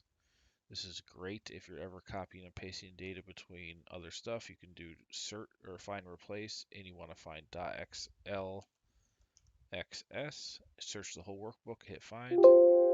Nothing. Okay, good. So we don't have any references to other workbooks because that would be bad. Earnings before tax, and then let's go straight to cash flow. And then we're getting close to being able to do our final report summaries and all that. So cash flow, let's go on back up here. So cash flow is going to go, oh, hold on a second. Hold on a second. Let's go back to EBIT. EBIT. Where did we start with here? Did we do revenue? Okay, we did, and we subtracted OpEx. We need to subtract cost of goods sold here.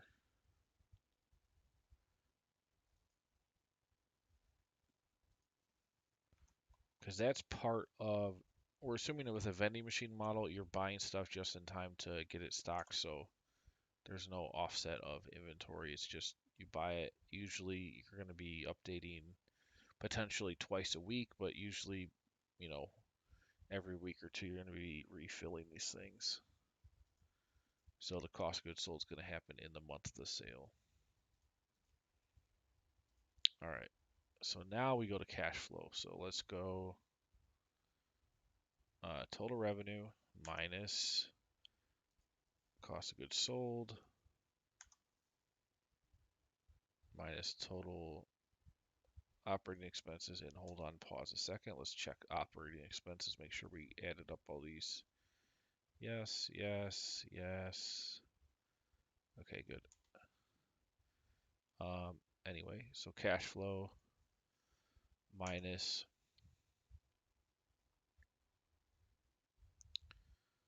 um, total debt service plus funding proceeds from the debt minus debt repayment minus any capex,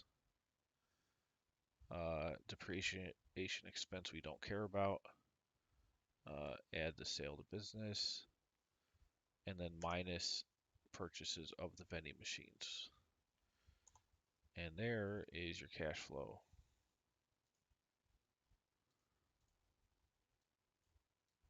Drag this all the way over.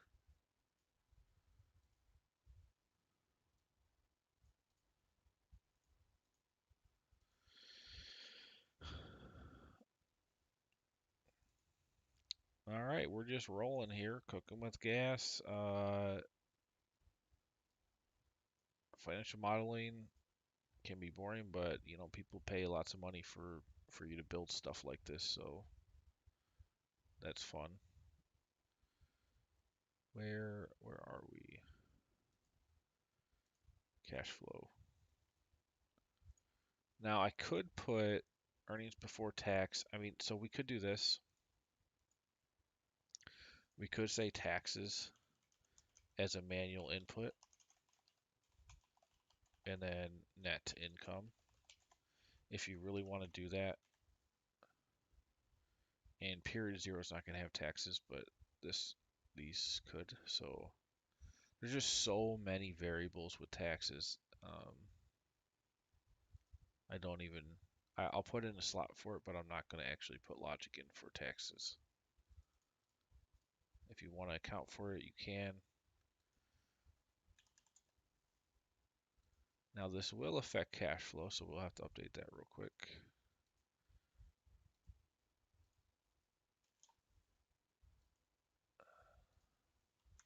Minus any taxes from this. You can put in your monthly tax payment if you want, what you think they might be. And then net income is just your earnings before taxes minus taxes. We'll do a thick bottom for these actually, top and thick. Top and thick, top and thick. Get a little space here. Give this a space. Yeah, give this a space.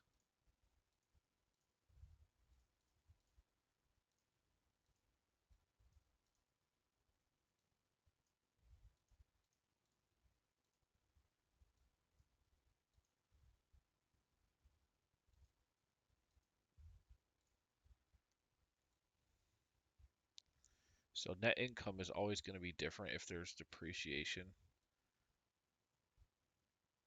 And, well, actually, it's not counting principal repayment either. So you can see here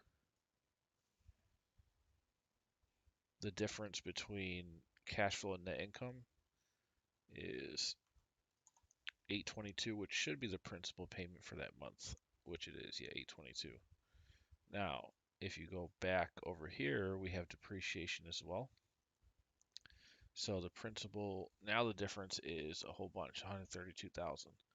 And that is our depreciation.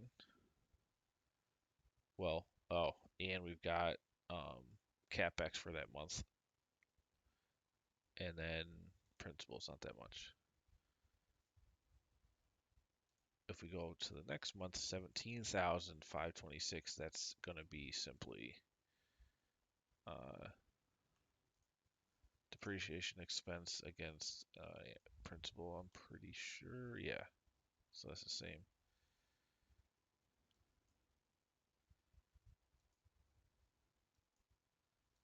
So that's some good sanity checkers there to make sure your cash flow net income kind of makes sense. And the easy way to do it is just look at one and see what line items are causing them to be different, and make sure that that difference between them is equal to the sum net of those line items.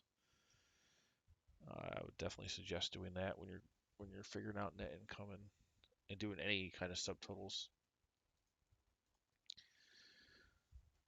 Um, so we're making progress here. We actually got our whole exit down to exit value, EBIT, net income, cash flow. We've accounted for all of our different um, pieces of module logic here. Zero this back out.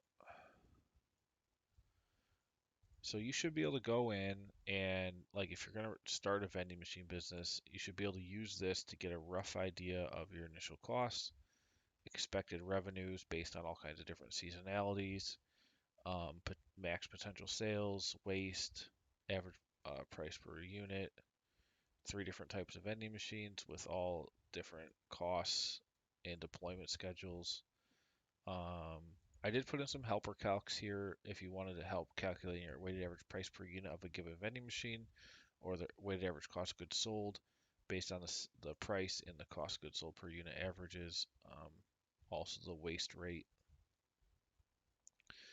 um, which is just based on expected sales against max sales, which this is going to be your total items times max sales per month per item. So some helpers here, because if you're going to input like these inputs for revenue, weighted average cost of goods sold, price per item sold, that's going to be hard to just know. You might know it, but probably not. Same with the waste. So these three here, you can kind of put in some bottom up numbers in this helper calc to get to the values, and then they can be adjusted. You just run different numbers for each time. Man, it looks like I've got 3 viewers, which is the most I've had all night. I'm wondering if I should move my stream back an hour. Usually it's 5 to 7, but I'm wondering if I should go from 6 to 8, maybe. I don't know. Maybe for the winter I will, because it just seems like more people are able to come on a little bit later on a Monday. So I don't know. We'll see. But we're making progress here. If you didn't know, I am going to put these live streams going forward. I'll keep them public for a week, but then after a week, they're going to move into the members only playlist. And then that will have like an archive of every single live stream I've ever done for how to build models, which you can access by being a member of the Smart Helping YouTube channel. That also allows you to talk in the chat, and you can tell me customizations you want to see to past models and do all kinds of stuff. If I think it's a good idea, I'll do it. All right, the question here is, do I want to continue on? Because we're going to definitely go into our third week of this. Like, I've got to do the annual tab, the executive summary, contributions, distributions with the investor logic, visual, all kinds of visuals. Yeah, there's just so much I got to do still. So we'll definitely be working on this model next next Monday at 5 p.m. starting EST. And I don't know if I'll finish it then. I think I will, because we got pretty far today and we cleaned up a lot of logic. No, I do these like 100% on stream from start to finish, so it's a really good learning tool for approaching different types of models. The week one for this was really good. You can like see me thinking through all the logic for revenue and just from scratch, like how to structure the best way to forecast sales and forecast the deployment and scaling of a bunch of vending machines.